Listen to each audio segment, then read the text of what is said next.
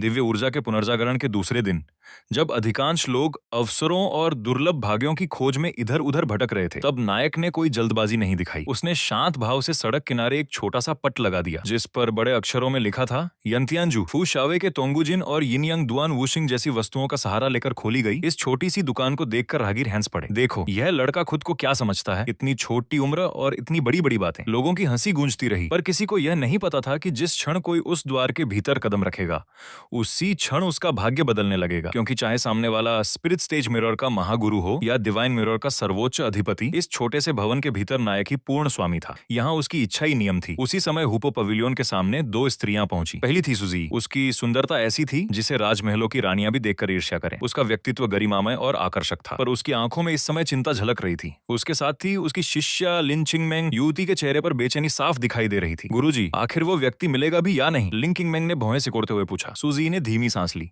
कहना कठिन है, उनकी खोज बहुत समय से चल रही थी। अचानक लिन चिंगमेंग की दृष्टि सड़क किनारे लगे उस पट्ट पर जा टिकी। यांतियानजू, वो जैसे मंत्रमुग्ध हो गई। उसकी आंखें उस नाम पर टिक गईं और होठों पर अनायास कुछ शब्द फिसल पड़े। सूजी ने भी उधर देखा। एक पल के लिए उसके होठों पर हंसी आ गई। फू शाओए का तोंगुजिन और यह छोटा सा हुपो पवेलियन। सचमुच इस शहर के घमंडी लोग भी कम नहीं हैं। लेकिन अगले ही क्षण उसकी मुस्कान जम गई, क्योंकि लिन चिंगमेंग के शरीर से अचानक एक अत्यंत शक्तिशाली आभा फूट निकली। वह आभा बिना किसी बाधा के उसके साधना स्तर को चीरती हुई ऊपर पहुंच गई। सुजी की आंखें फैल गईं। यह कैसे संभव है? लिन चिंगमेंग स्वयं भी स्तब्ध थी। वह अभी अभी लाइफ मिरर स्तर में प्रवेश कर चुकी थी। उसकी आंखें चमक उठी। गुरुजी, चलिए अंदर चलकर देखते हैं। सुजी कुछ कह पाती, उससे पहले ही लिन चिंगमेंग उत्सुक बिल्ली की तरह भीतर घुस चुकी थी। दुकान के भीतर नायक आराम से कुर्सी पर लेटा हुआ था। उसने आंख तक नहीं खोली, बस मेज पर रखी चायदानी की ओर इशारा किया। फेरी सू, मिस लिन, आइए बैठिए, गर्म चाय पीजिए। सुजी का शरीर एकदम सख्त हो गया। उसने अपना परिचय तक नहीं दिया था। फिर यह व्यक्ति उसका नाम कैसे जानता था? क्षण भर में उसकी तलवार हाथ में आ गई। उसकी आवाज कठोर हो उठी। तुम कौन हो?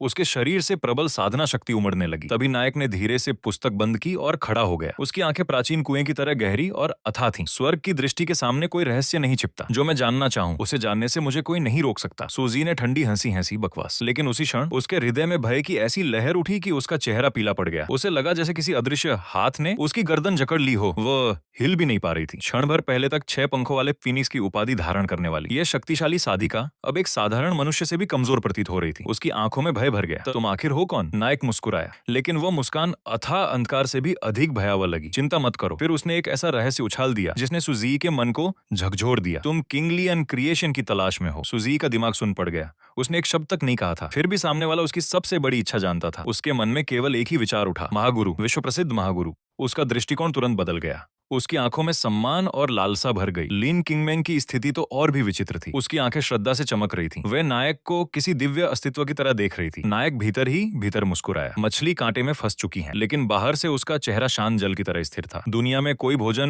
निशुल्क नहीं मिलता। यदि समाचार चाहिए तो अपनी निष्ठा दिखानी होगी। सूजी ने बिना झिझक हाथ उठाया। एक बैंगनी प्रकाश बिंदु प्रकट हुआ। उसने दोनों हाथों से उसे नायक को अर्पित किया। वरिष्ठ, ये मेरा निर्णायक प्रहार करने वाला दुर्लभ खजाना है, कृपया स्वीकार करें। दिन 30 तियांजी पॉइंट्स प्राप्त हुए। सिस्टम की आवाज नायक के मन में गूंज उठी। उसने तुरंत 20 तियांजी पॉइंट्स खर्च किए। अगले ही पल किंगलियन क्रिएशन से संबंधित सारी जानकारी उसके सामने खुल गई। उसने बैंगनी तलवार को देखा और शांत स्वर में कहा, किंगलियन क्रिएशन कोई प्राचीन औषधि नहीं है और तुम एक अद्वितीय दिव्य हथियार देकर उसे प्राप्त करना चाहती हो। इतनी कम कीमत, यह पर्याप्त निष्ठा नहीं कहलाती। सुजी का चेहरा सफेद पड़ गया। उसने दांत भींचे, फिर बिना हिचकिचाहट अपना आंतरिक भंडार स्थान निकाल कर नायक को सौंप दिया। वरिष्ठ, मेरे पास सबसे मूल्यवान वस्तु यही है। यदि यह भी पर्याप्त नहीं है तो मैं स्वयं को भी अर्पित कर सकती हूँ। उसकी आवाज कांप रही थी। लिन किंगमेंग भी घबरा गई। गुरुजी, लेकिन सुजी की आंखों में दृढ़ संकल्प था। यदि इससे मेरे महागुरु को बचाया जा सकता है तो मैं कुछ भी करूंगी। नायक ने वस्तु स्वीकार कर ली। दिन 20 अतिरिक्त तियांजी पॉइंट्स प्राप्त हुए। फिर वह धीरे धीरे बोला, वस्तु हुपो काउंटी से 1200 मील दक्षिण पूर्व में स्थित जंग लोंग्युन में है, लेकिन उसकी रक्षा एक 7 सिर और 7 पैरों वाले मोजाओ दानव द्वारा की जा रही है। सुजी के भीतर आशा जगी, लेकिन अगले ही पल वो आशा ठंडी पड़ गई। उसने अपने सारे शक्तिशाली खजाने तो दे दिए थे, अब वो उस दानव से लड़ेगी कैसे? तभी नायक ने अगला वाक्य कहा, उस दानव की छाती पर एक सफेद शल्क है, वही उसका प्राण बिंदु है। सुजी की आंखें चमक उठी। उसका हृदय कृतज्ञता से भर गया। यदि नायक न होता तो शायद वह जीवन भर भी यह रहस्य न जान पाती। वह लगभग घुटनों पर बैठ गई। वरिष्ठ, आपका यह उपकार मैं कभी नहीं भूलूंगी। नायक हल्का सा हंसा। तुम्हारी निष्ठा देखकर एक समाचार और देता हूँ। ली हेंटियन का सहायक लिवुजिउ इस समय तुम्हारा पीछा कर रहा है। लिवुजिउ, सुजी की पुतलियां सिकुड़ गईं। वह नाम सुनते ही उसका हृदय कांप उठा। ली वुजियू, एक कुख्यात और निर्दयी व्यक्ति जिसका नाम सुनकर अनगिनत साधक भय से कांप उठते थे। इस क्षण सुजी के मन में नायक के प्रति सम्मान चरम पर पहुंच गया। सौभाग्य से आज वो यांतियानजू में आ गई थी, अन्यथा उसे अपने ऊपर मंडरा रहे इस संकट का पता तक न चलता। मेंगर, उसने लिन चिंगमेंग की ओर देखा।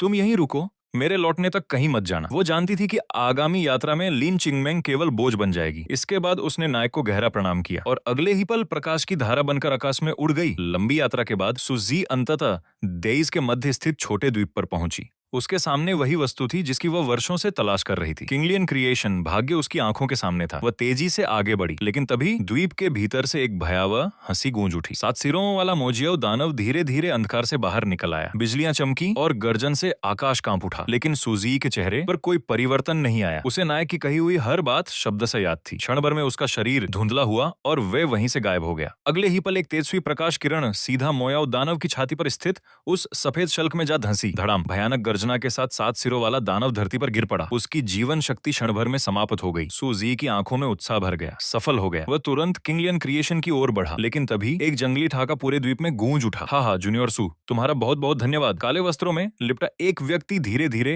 अंधकार से बाहर आया। वह था ली वुजियू। उसकी आंखों में लालच और क्रूरता साफ दिखाई दे रही थी। उसने किंगलियन क्रिएशन को देखते हुए जीभ फेरी, मानो वह पहले से ही उसे अपनी संपत्ति मान चुका हो। सुजी का हृदय कांप उठा, लेकिन आश्चर्यजनक रूप से उसके चेहरे पर घबराहट नहीं थी। उसे नायक की याद आ गई। उस रहस्यमयी वरिष्ठ ने मानो सब कुछ पहले ही देख लिया था। ली वुजियू की भौहें सिकुड़ गईं। उसे कुछ अजीब महसूस हुआ। सामान्य परिस्थितियों में सुजी उसे देखते ही भय से कांप उठता, लेकिन आज वो इतना शांत क्यों था? बकवास बंद करो, किंगलियन क्रिएशन अब मेरी है। ली वुजियू की आभा विस्फोट की तरह फूट पड़ी। भयंकर दबाव चारों ओर फैल गया, लेकिन उसी क्षण सुजी का शरीर धुएं में बदल गया। एक पल में वह कई सौ मीटर दूर पहुंच चुका था। भागना चाहता है?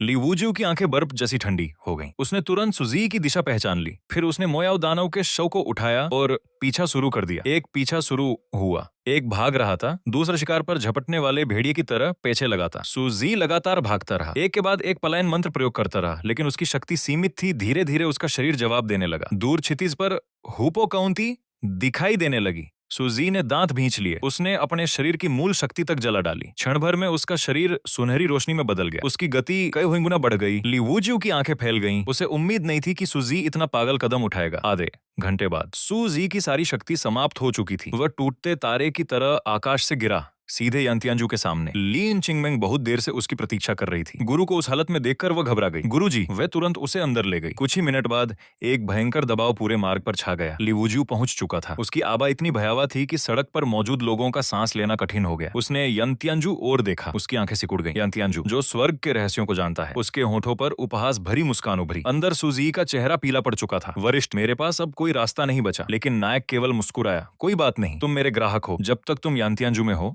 कोई तुम्हें छू भी नहीं सकता। उसका स्वर शांत था, लेकिन उसके शब्दों में अटूट विश्वास झलक रहा था। बाहर ली वुजियू गरजा, अंदर जो भी है बाहर निकल। मैं ली हेंतियान का अधीनस्थ ली वुजियू हूँ। भीड़ में तुरंत हलचल मच गई। ली वुजियू, 8 कृमियों का अधिपति, वह यहाँ क्यों आया है? लोगों के चेहरों का रंग उड़ गया। सबको लगा कि यांतियानजू का अंत आ गया। तभी अटारी के भीतर से नायक की शांत आवाज सुनाई दी। मैं यहाँ व्यापार करता हूँ, वो मेरा ग्राहक है, तुम जा सकते हो। ली वुजियू का चेहरा विकृत हो गया। एक साधारण मनुष्य मुझसे इस तरह बात करने की हिम्मत करता है? आज पहले तुम्हें मारूंगा। उसके पीछे 8 विशाल दानवीय कृमियों की छाया प्रकट हुई। उनकी आभा से धरती कांप उठी। ली वुजियू एक कदम आगे बढ़ा। उसने यांतियानजू की चौखट पार करने की कोशिश की, लेकिन जैसे ही उसका पैर चौखट के भीतर पहुंचा, समय मानो थम गया। पूरा संसार एक पल के लिए शांत हो गया। धप, कोई चीख नहीं, कोई संघर्ष नहीं, कोई प्रतिरोध नहीं। ली वुजियू, 8 कृमियों का अधिपति, जिसके नाम से अनगिनत लोग कांपते थे, वह उसी क्षण अस्तित्व से मिट गया। उसके पीछे खड़ी 8 दानवीय छायाएं भी धुएं की तरह गायब हो गईं, मानो वे कभी अस्तित्व में थी ही नहीं। संध्या का समय था। सूर्यास्त की सुनहरी रोशनी पूरे नगर पर बिखरी हुई थी, लेकिन इस समय किसी का ध्यान सूर्य पर नहीं था। सभी स्तब्ध खड़े थे। उनकी आंखें बाहर निकलने को थी। यांतियानजू अब कोई साधारण भवन नहीं रहा था। लोगों की दृष्टि में वह एक दिव्य गुफा बन चुका था, एक निषिद्ध क्षेत्र, एक ऐसा स्थान जहां देवताओं की इच्छा चलती थी। और वह युवक जो पूरे दिन आराम से कुर्सी पर बैठा रहता था, अब सबकी नजरों में किसी अमर दिव्य अस्तित्व से कम नहीं था। लोग यांतियानजू को उसी श्रद्धा से देखने लगे जैसे कोई मंदिर को देखता है। लिन चिंगमेंग का मुंह खुला रह गया। वो भी पूरी तरह स्तब्ध थी। नायक ने कोई मंत्र नहीं पढ़ा, कोई हथियार नहीं उठाया, कोई युद्ध नहीं किया। फिर भी ली वुजियू, जैसे भयंकर विशेषज्ञ को एक क्षण में मिटा दिया। बहुत शक्तिशाली, अत्यंत शक्तिशाली। उसके हृदय में केवल ही विचार गूंज रहा था। सुजी भी अवाक था। उसने तुरंत गहरा प्रणाम किया। वरिष्ठ, आपने मेरा जीवन बचा लिया। उसकी आंखों में कृतज्ञता भर गई, लेकिन अगले ही पल उसका चेहरा फिर पीला पड़ गया। वरिष्ठ, लिवुजियो का गुरु ली हेंतियन है। जैसे ही उसका शिष्य मरेगा, वह अवश्य जान जाएगा। नायक ने हल्की मुस्कान के साथ उसे रोका। जो तुम जानते हो वो मैं पहले से जानता हूँ, समझाने की आवश्यकता नहीं। सुजी तुरंत चुप हो गया। उसका चेहरा शर्म से लाल पड़ गया। वो भूल गया था कि उसके सामने ऐसा व्यक्ति बैठा है जो स्वर्ग के रहस्य तक देख सकता है। कुछ देर बाद वो विदा लेकर इमोर्टल सेक्ट लौट गया, लेकिन लिन चिंगमेंग ने जाने से इनकार कर दिया। उसे महसूस हुआ कि यंथियांजू में एक दिन बिताना इमोर्टल सेक्ट में आधा वर्ष साधना करने से अधिक लाभदायक है। इस प्रकार नायक के पास एक छोटी सी सेविका और आ गई। जब सब शांत हो गया, नायक ने मन ही मन कहा, सिस्टम, मेरे पास मौजूद सभी पंसी तियांजी पॉइंट साधना में लगा दो। धड़ाम, क्षण भर में एक अकल्पनीय शक्ति उसके शरीर में उमड़ पड़ी। उसकी नसें, हड्डियां और मांसपेशियां मानो हजारों बार तपाई गईं। उसका शरीर पूर्ण परिवर्तन से गुजरने लगा। होली फीतस स्तर पूर्ण हो गया।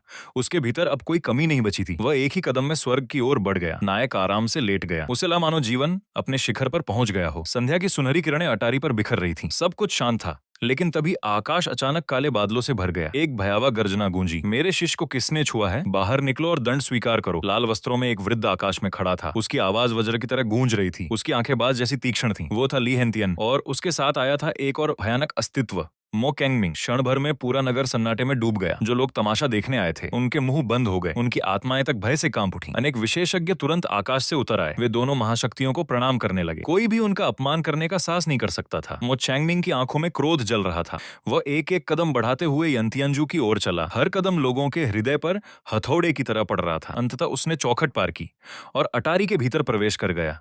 वहां नायक अब भी आराम से बैठा हुआ था। पीछे लिन चिंगमिंग उसके कंधे दबा रही थी। यह दृश्य देखकर मो चैंगमिंग का चेहरा क्रोध से विकृत हो गया। मेरे शिष्य को छूने की हिम्मत की, और अब भी इतनी आराम से बैठा है। उसकी आंखों में हत्या की चमक उभर आई, जबकि नायक अब भी शांत था, मानो उसके सामने खड़ा व्यक्ति कोई विश्वविख्यात महाशक्ति नहीं, बल्कि एक साधारण अतिथि हो। मो चैंगमिंग क्रोध से भरा हुआ अटारी के भीतर खड़ा था, लेकिन नायक ने उसकी ओर देखा भी नहीं। उसने बस धीरे से आंखें खोली और हल्की मुस्कान के साथ कहा, बैठ जाओ। इस बीच मो चैंगमिंग की सारी जानकारी पहले ही नायक के मन में प्रकट हो चुकी थी। नाम मो चैंगमिंग, साधना स्तर मिरेकल रेल्म पूर्णता, जीवन की सबसे बड़ी इच्छा दिव्य पद प्राप्त कर सच्चा देवता बनना। मो चैंगमिंग सामने बैठ गया। उसकी आंखें तलवार की धार जैसी तीक्ष्ण थीं। वह नायक को घूरते हुए बोला, तुम ही यंतियांजू के स्वामी हो? नायक ने शांति से सिर हिलाया। हाँ? मो चैंगमिंग की आवाज भारी हो गई। जिसने मेरे प्रथम शिष्य को अपमानित किया, क्या वह तुम थे? नायक ने बिना किसी झिझक के उत्तर दिया, हाँ, वह भी मैं ही था। एक क्षण के लिए पूरा वातावरण ठंडा पड़ गया। मो चैंगमिंग के चेहरे पर भयावह मुस्कान उभरी। अच्छा, तो तुमने स्वयं स्वीकार कर लिया। धड़ाम, उसके शरीर से घृणा और क्रोध की भयावह शक्ति फूट पड़ी। उसने तुरंत अपनी साधना शक्ति सक्रिय कर दी। वह नायक की आत्मा को चूर चूर कर देना चाहता था, लेकिन अगले ही पल उसका चेहरा जम गया। उसकी समस्त शक्ति जैसे समुद्र में गिरती एक बूंद की तरह गायब हो गई। कोई लहर तक नहीं उठी, कोई प्रभाव तक नहीं पड़ा। मो चैंगमिंग का शरीर कांप उठा। उसकी रीढ़ में ठंडक दौड़ गई। अभी कुछ क्षण पहले तक जो क्रोध आकाश छू रहा था, वह अब अथाह भय में बदल चुका था, क्योंकि उसे अचानक एहसास हुआ वह सामने बैठे इस युवक की गहराई का अनुमान तक नहीं लगा पा रहा था। मानो उसके सामने कोई मनुष्य नहीं, बल्कि असीम शून्य बैठा हो। नायक ने आराम से चाय की एक चुस्की ली, फिर शांत स्वर में पूछा, तो क्या तुम मुझ पर हमला नहीं करने वाले थे? मो कैंगमिंग के माथे पर ठंडा पसीना बहने लगा। उसके होंठ कांप उठे। आखिरकार उसने एक बेहद बदसूरत मुस्कान निकाली। गलतफहमी, यह सब एक गलतफहमी है वरिष्ठ। उसका सिर नीचे झुक गया। मेरा वह शिष्य वास्तव में दंड का पात्र था। यदि उसने वरिष्ठ का अपमान किया, तो उसका दंड मिलना स्वाभाविक है। इतना कहकर उसने तुरंत अपना भंडार स्थान खोला, एक चमकदार दुर्लभ खजाना बाहर निकाला, दोनों हाथों से नायक को अर्पित कर दिया। वरिष्ठ, यह मेरी छोटी सी भेंट है, कृपया इसे स्वीकार कर लें और मेरे शिष्य की ओर से क्षमा कर दें। लिन किंगमेंग यह दृश्य देखकर स्तब्ध रह गई। कुछ समय पहले यही व्यक्ति स्वर्ग हिला देने वाली आभा के साथ आया था, और अब वह एक डरे हुए बच्चे की तरह कांप रहा था। उसी समय नायक के मन में सिस्टम की आवाज गूंजी, दिंग, ये वस्तु तियांजी पॉइंट्स में परिवर्तित की जा सकती हैं। नायक के होठों पर हल्की मुस्कान आई। ठीक है, यह मामला यहीं समाप्त समझो। मो चैंगमिंग का चेहरा खुशी से भर गया। धन्यवाद वरिष्ठ, धन्यवाद। वह तुरंत उठ खड़ा हुआ, मानो कोई बड़ा संकट टल गया हो। वह जितनी जल्दी हो सके वहां से भाग जाना चाहता था, लेकिन तभी नायक की आवाज फिर सुनाई दी, रुको। मो कैंगमिंग का शरीर जम गया। उसका चेहरा पीला पड़ गया। वह कांपते हुए मुड़ा। वह वरिष्ठ, क्या कोई और आदेश है? उसके मन में हजारों विचार दौड़ने लगे। क्या उसने अभी भी कुछ गलती कर दी? क्या यह वरिष्ठ अब उसे मारने वाला है? वह लगभग घुटनों के बल बैठ गया। वरिष्ठ, यदि मुझसे कोई भूल हुई है तो कृपया क्षमा करें। नायक ने सिर हिलाया, डरो मत, मैं तुम्हें मारना नहीं चाहता। फिर उसने धीरे से कहा, तुम गॉड रेल्म में प्रवेश किए हुए 120 वर्ष हो चुके हैं, सही? यह सुनते ही मो चैंगमिंग के शरीर में बिजली दौड़ गई। उसकी आंखें अविश्वास से फैल गई हैं। यह आपको कैसे पता? उसका पूरा शरीर सुन्न हो गया। उसे अचानक यंतियांजू के बाहर लगा लगा वह पट्ट याद आया, स्वर्गीय रहस्यों का मापन। उस समय उसे यह केवल दिखावा लगा था, लेकिन अब उसे महसूस हुआ कि सामने बैठा व्यक्ति वास्तव में स्वर्गीय रहस्यों को देख सकता है। नायक मुस्कुराया। वो मुस्कान सूर्य की किरणों जैसी शांत थी, लेकिन मो चेंगमिंग के लिए वो किसी दिव्य चमत्कार से कम नहीं थी। नायक ने धीरे धीरे कहा, क्या तुम दिव्य पद प्राप्त करना चाहते हो? बस इतना ही, एक साधारण सा प्रश्न। लेकिन मो कैंगमिंग के लिए वह वज्रपात से कम नहीं था। उसका दिमाग खाली हो गया, सांसें रुक गईं, हृदय पागलों की तरह धड़कने लगा।